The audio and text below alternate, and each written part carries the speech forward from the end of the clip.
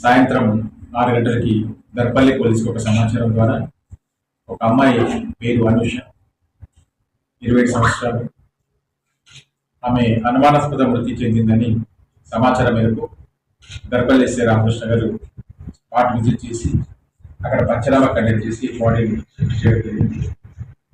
దానిలో భాగంగా ఈరోజు ఆమె 7 సంవత్సరాల వివాహంలో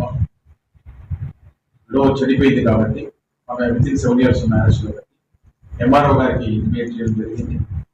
ఎంఆర్ఓ గారు విజిట్ చేయడము, ఎంఆర్ఓ గారు ఇన్క్వెస్ట్ చేయడం జరిగింది. ఇన్క్వెస్ట్ మొత్తం అన్ని ఎగ్జామినేషన్ తర్వాత ఈరోజు బాడీ పోస్ట్ మార్టం పంపించడం జరిగింది. పోస్ట్ మార్టం తర్వాత బాడీ బంధువులకు వాళ్ళకి ఇవ్వడం జరిగింది. దాంట్లో బంధువులు కొంత వాళ్ళకి చిన్న పిల్లలు ఉన్నారు, వాళ్ళు ఈ న్యాయం జరగాలి అని చెప్పి ఇక్కడ తీసుకొచ్చిన తర్వాత కొంత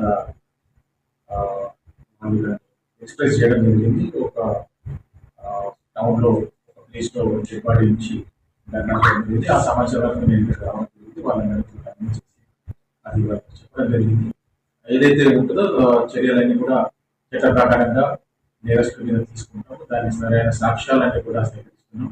కఠినమైన చర్యలు తీసుకుంటాం. వాళ్ళందరికీ ఎవరైతే విక్టిమ్స్ ఉన్నారో వాళ్ళకి అన్నింటినీ న్యాయం చేసేటట్టు చేస్తాం.